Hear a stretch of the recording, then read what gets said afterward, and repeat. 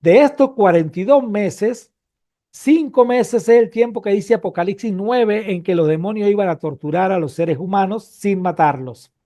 Los 5 meses están ubicados al principio de los 42, tiempo que abarca desde que Cristo comienza a reinar, expulsa al diablo y comienza la guerra espiritual. Durante este tiempo, los 5 meses, la iglesia de cierta manera tuvo paz y creció. Los no creyentes eran torturados por los demonios. Los discípulos echaban fuera a los demonios, la palabra de Dios era confirmada y la iglesia crecía. Son los inicios de la era apostólica, de los viajes misioneros.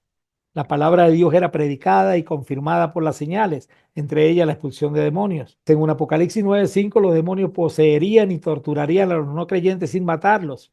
Según Lucas 10:19, algunos creyentes tendrían la potestad de expulsarlos y según Marcos 16:17 era para confirmar la palabra, armado el rompecabezas.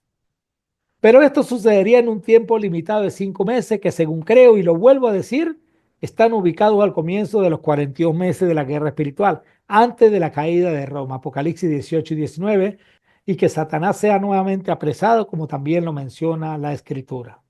Apocalipsis 22 al 3 dice, y prendió al dragón, la serpiente antigua, que es el diablo y Satanás, y lo ató por 1000 años, y lo arrojó al abismo, y lo encerró, y puso su sello sobre él para que no engañase más a las naciones hasta que fueran cumplidos 1000 años. Y después de esto debe ser desatado por un poco de tiempo. No es el objetivo de esta lección estudiar sobre los 1000 años en que Satanás es atado, que corresponden a los mismos 1000 años en que los mártires iban a reinar juntamente con Cristo. Lecciones más adelante vamos a estudiar bien este punto en esta misma serie de estudios. Por lo que creo firmemente que la posesión demoníaca, uno o más demonios tomando control de un individuo en contra de su voluntad, fue un fenómeno restringido a los tiempos de Cristo y los apóstoles. Al leer a través de la página del Nuevo Testamento, aunque continuamos siendo advertidos de la influencia de Satanás y de sus fuerzas, la mención de casos en que Satanás, los demonios, toman posesión de alguien contra su voluntad es cada vez menor.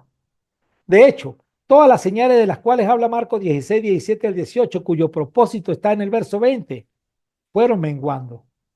Conocemos de estos dones por los evangelios, por el libro de Hechos y por algunas cartas, como la primera carta de Corintios, pero ya en los escritos de Juan a final del siglo I se menciona muy poco o nada. Veamos, en el tiempo del primer siglo.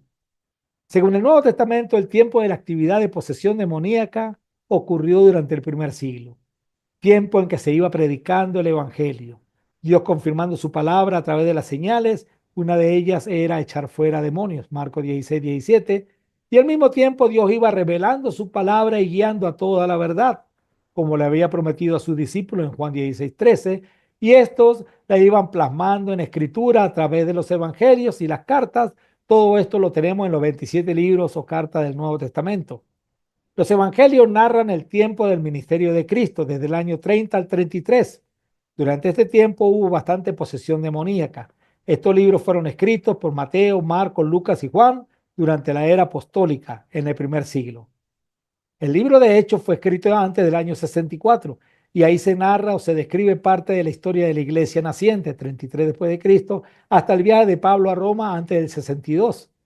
La primera carta a los Corintios, en la que se describe el uso de una gran cantidad de dones y señales milagrosas, fue escrita en la ciudad de Éfeso en el año 56. Es una de las cartas donde se nos describe con mayor detalle la presencia de los dones espirituales, señales para confirmar la palabra predicada. En el año 60 al 61 después de Cristo, Pablo escribe la carta a los Efesios desde Roma, otra carta donde se menciona que Jesús dio dones a los hombres, Efesios 4:8, aunque creo que estos dones no se refieran tanto a las señales milagrosas, sino a la capacidad dada a los hombres para servir en la iglesia, Efesios 4:11 al 16. En las últimas cartas escritas luego del 64, según de Timoteo, que fue escrita en el 67, probablemente segunda de Pedro, antes del 68, la carta de Judas y Hebreos, antes del 70, y en las escrituras de Juan, Evangelio y cartas escritas a finales del siglo I, no se mencionan actividad de posesión demoníaca, mas sí se mencionan las otras maneras en que el diablo actúa. La persecución, dificultades de diferente índole, como en 1 Pedro, sé sobrio y velad porque vuestro adversario el diablo como león rugiente anda alrededor buscando a quien devorar, a cual resistís firmes en la fe, sabiendo que los mismos padecimientos se van cumpliendo en vuestros hermanos en todo el mundo. 1 Pedro 5, 8, 9. También se resalta la falsa enseñanza, pero hubo también falso profeta entre el pueblo, como habrá entre vosotros falsos maestros, que introducirán cubiertamente herejías destructoras y aún negarán al Señor que los rescató, atrayendo sobre sí mismo destrucción repentina, y muchos seguirán sus disoluciones, por causa de los cuales el camino de la verdad será blasfemado. Según de Pedro 1 al 2, de hecho todo el capítulo 2 y la carta de Judas. El propósito, que el camino de la verdad sea blasfemado. El propósito del diablo es engañar y apartarnos de la fe. El don de echar fuera demonios o cualquier otra señal milagrosa no es garantía de salvación.